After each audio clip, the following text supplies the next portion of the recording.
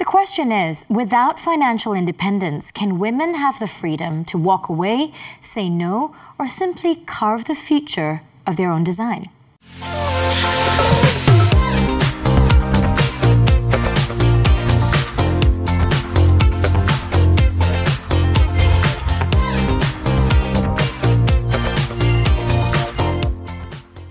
Hello and welcome to Women Talk, to yet another brand episode on this season 7. Thank you for joining us today. We have an exciting topic. And now we all know that DEI has been a buzzword: diversity, equity and inclusion. And today we're going to be talking about mainly the female aspect of that on our show, highlighting about female representation, rights and respect, breaking glass ceilings and seeing how far we've come along in earning that space in equal opportunity in society. There's a conversation in this aspect which we don't have enough, and that simply is financial empowerment, money. Today we're asking, what about the ringgit and sen? And we have two very amazing guests with us today.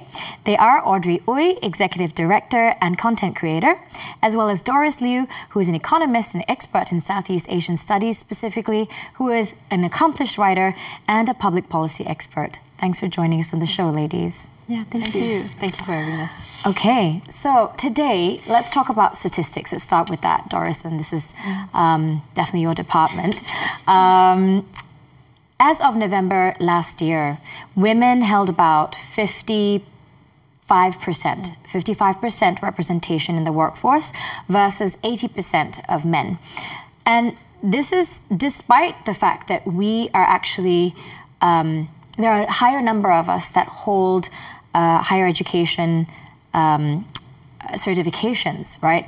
Yet our participation in the higher skilled jobs and the higher skilled labor is lower. So this disparity underscores the importance of financial freedom, I suppose, as well, or it's deeply interlinked. And let's talk a little bit about that, right? How can you say that a woman is empowered? To you, what is that in relations to financial empowerment especially? I think for women, being empowered is to have like the financial independence to exercise their rights, as well as have the freedom to say they want to do certain things, they want to pursue their own ambitions, and that what financial independence is an enabler for women's empowerment and independence. And I would say that is very much interlinked and important. Yeah. And what about you, Audrey? What is empowerment, female empowerment to you in terms of finances? Empowerment is, like what Doris said, is really the freedom and the ability to be able to choose what we want to do. And like financial is a very big aspect of that. Like without financial empowerment, I feel like there is a cap on the choices that we have in life. Yeah. I think that's very sage. Let's talk a little bit more about that, right? In terms of social norms, maybe we'll get back to you, Doris. How do you think the society's fabric and social norms that it has affected women's access to being truly financially empowered? So if you want to talk about societal norm, we have to look at two aspects. So on the earning potential aspect, and at the same time on the money controls and choice of how to utilize that money. So let's look at both in isolation, right? So for the earning potential, whether the woman itself has the abilities to go onto the labor force to earn the money. And whether they are in the labor force itself, depending on like many different factors, right? One is, they have the skill sets to do so. Another is their families are supportive enough, or they have the independence to say that I want to work. There is the earning potential on one aspect. And second aspect is, even if women are able to work, what kind of jobs are they able to get? And how much of these wages and earning potentials and future career developments exactly is fair. And we've seen that women historically in Malaysia has been earning less than men. Well, if a company hires a woman, they get a 10% discount on their wages. That's basically what the statistics tells us.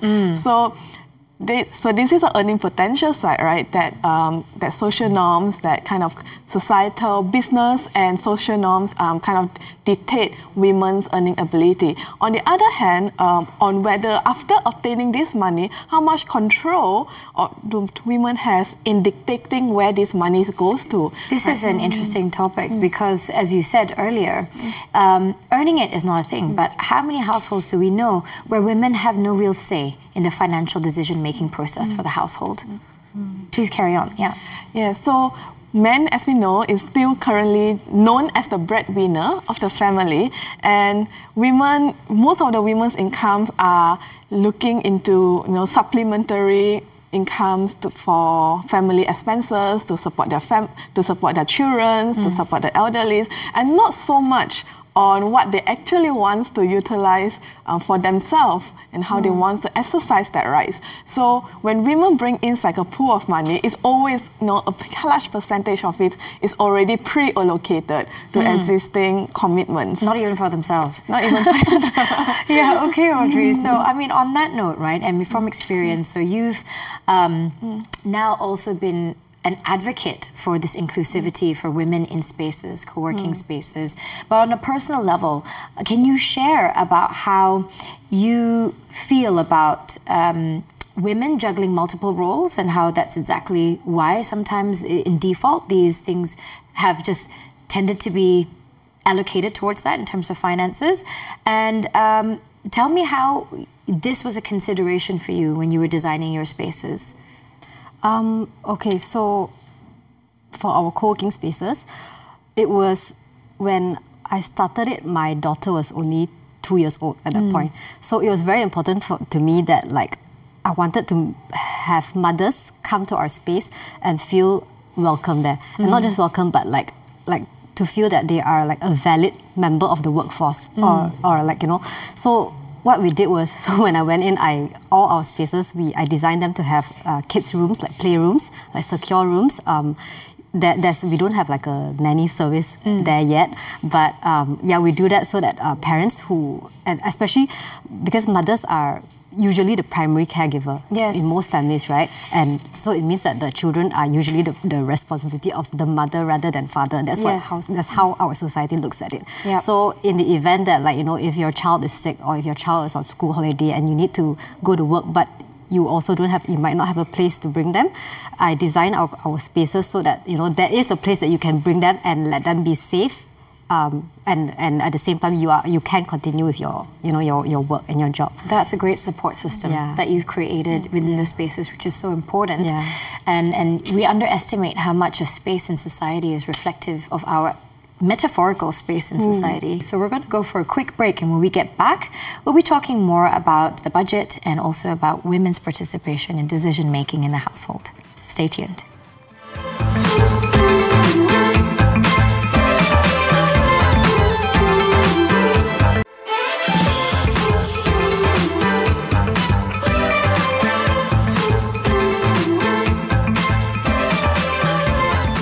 Welcome back to Women Talk. We're here with our two guests today on this episode about finances. We're with Audrey Ooi, Executive Director and Content Creator, as well as Doris Liu, who is economist and public policies expert, who's also a writer. Today, we've been talking about financial inclusion and financial empowerment. Let's talk a little bit more about how Malaysia is moving forward with their pro-women policies. So as we know, Budget 2024 has included a 230 million ringgit allocation for female entrepreneurs as well as tax reliefs for working mothers. So even with that, we realize that some barriers still persist. Is it enough, is the question. The WAO 2024 survey had showed that 39% of women face something called financial abuse in relationships, and many are still hesitant to investigate or negotiate salaries, even on a separate note, due to cultural pressures. So on that, we're asking, what is holding us back, and more importantly, what can we do about it? Doris, maybe we'll start with you on this in terms of budget and gender-responsive budgeting, which we seem to be doing. Do the current incentives go far enough to address this deep-rooted inequality that is biased in society anyway? Okay, so right now, when we look at gender-based budgeting, mostly it's very targeted to return-to-work mothers, small-scale entrepreneurs, and recipients of childcare subsidies. So there is a lack of emphasis to tackle broader frameworks of putting women not as the recipient but as the drivers of economic development. And we see some of the gaps in the policies includes, things like women are not being put in the leadership positions. Women are not being an inclusive part of the economic developments. That's changing with the 30% club and a few more proactive measures and policies that have happened, especially in the corporate sector, I believe. Yes.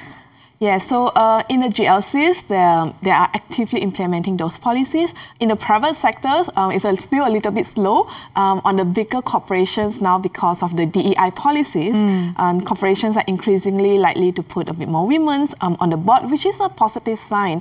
And I think we should go even further, encouraging more companies to do so, because it's still voluntary and not compulsory as of today.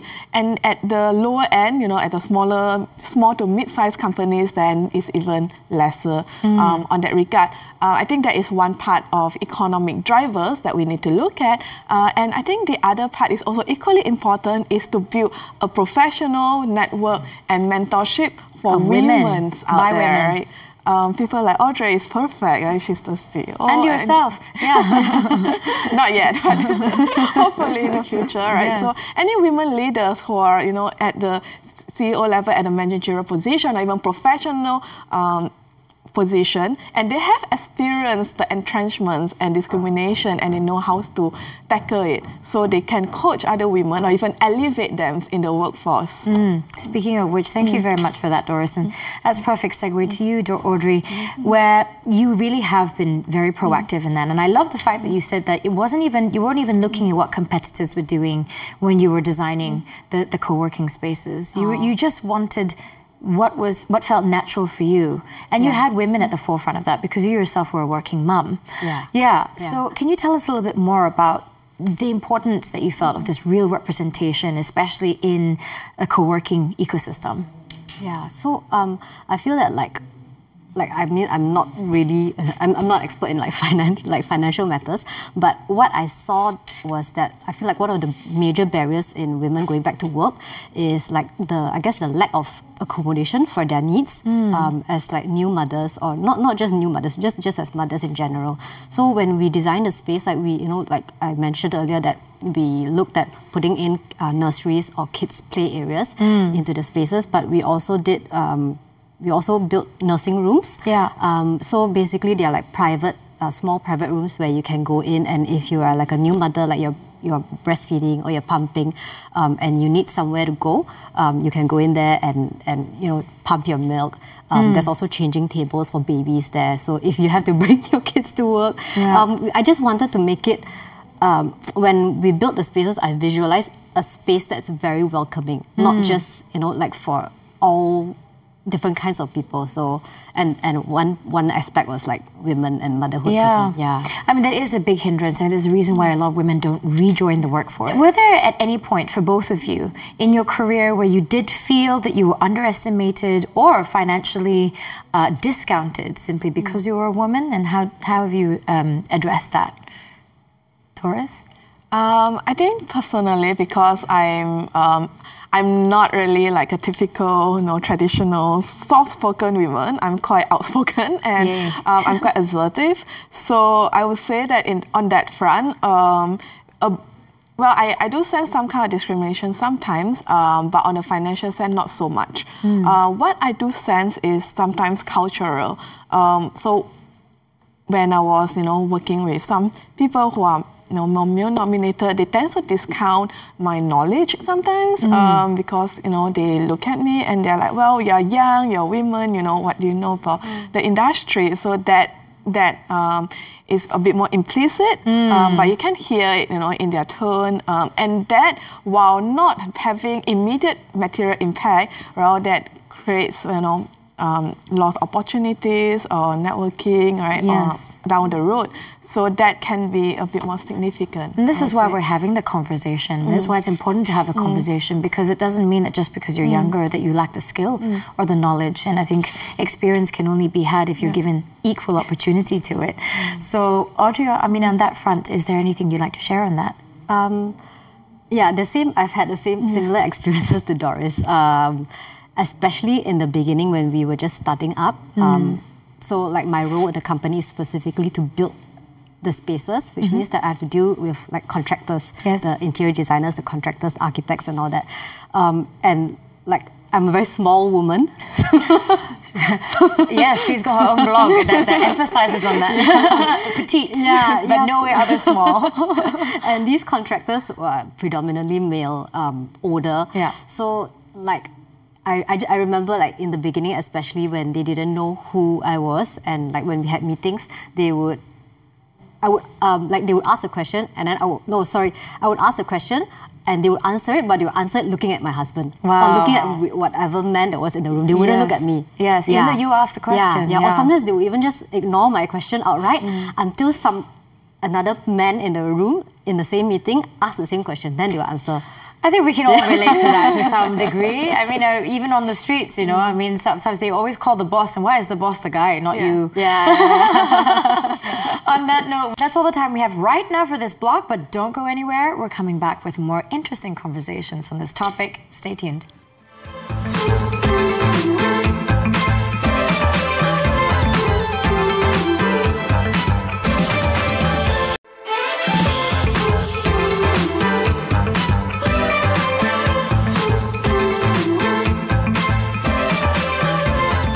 Welcome back, and we are with our guests Doris Liu as well as Audrey Ooi, and we're talking about a very sexy topic, and that is finances and how it relates to female empowerment.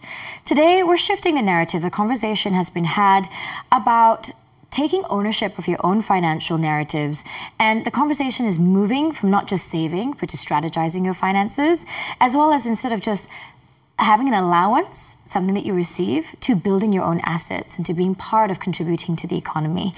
At the end of the day, we are also more and more aware that women are not just comfortable being passenger princesses. More and more, I think women definitely feel that they need to have their own financial independence in one way or the other. So I guess we'll continue the conversation with Audrey, since we were on an interesting topic earlier about how when you're sat in a predominantly male-dominant room, you know, the conversation always defers to either your husband or a male figure, and I understand that you two work together. How important has allies, you know, and for male allies, especially in this space, been for you? It sounds like your husband has been one of them. Yeah, I feel like if change needs to happen, it cannot happen with just women. It has to include the men. Absolutely. Yeah, and it's a whole shift in thinking. You know, men have to start accepting that women are our own people. We should have, you know, like we do have equal rights and all that, but culturally and so in society, sometimes it doesn't always look like that. Yeah.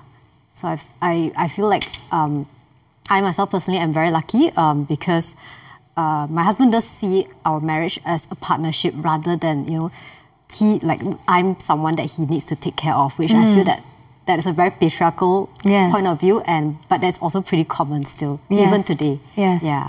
And in terms of startup environments, have you seen trends in your spaces in terms of more women participation and how the spaces that you've created has been conducive to that? I think so. Compared to not just even beyond when we first started our company, I think like maybe 10 years ago, the startup founders or like the entrepreneurs tended to be very much more male skewed, and today like we really can see it. There are a lot more female-led businesses. That is encouraging. Yeah. Where do you see an important need for change? I think the first thing the governments and the private sector should do is put in a discussion with women themselves about how to empower them. I think a lot of policies today, while there are some women that are driving it, a lot of it are also very male-centric. So males are the one thinking what should be the quota. Males are the one thinking how to include women in the workforce. And if men are making that decision, then that kind of also diminishes, it's a bias, isn't it? Exactly. And they don't, it's not just bias, but sometimes even at the best of their intention, they don't understand what women are going through and what they need. And precisely, like when Audrey has the co-working space, and she understands as a mother what kind of services that... So more authentic representation is what you think would be very helpful. And tell us a little bit more about what you hope to see in this space, especially, on your side as a content creator, not so much as a managing director. Well, you are still the boss of your content creation, obviously. But, in that tech space, where do you see women having more of an opportunity? How has being a woman, has it been an advantage for you in some sense? I think in terms of content creation, it definitely has. But it's because my whole brand, I guess my whole brand is based on being a woman and being a mother. But I think, I hope, I think that it does help in the sense that hopefully women out there who follow me or who know who I am, that they feel inspired by inspired by the possibilities that are actually out there for us. And opportunities, I don't actively follow these financial influencers, but I can see that it would be kind of risky to really follow that advice. And I think that if that person, that influencer is really responsible, he or she will not be giving this kind of bite-sized advice. If anything, I agree. And if anything, perhaps we should look into it more from the lens of these are bite-sized things for us to go deeper into our own self-education and research. There we have it, financial freedom as a means, a central means for women's ability to make their way in autonomous decision-making, invest in our own futures, and to contribute meaningfully to society. So I hope you at home today are able to gain valuable insight into our episode, and please do stay tuned to our episode next week. Follow us on social media at Women Talk TV3, at TV3 Malaysia as well, and thank you for spending your time with us. Until then, I'm Anita Woo. See you in the next episode.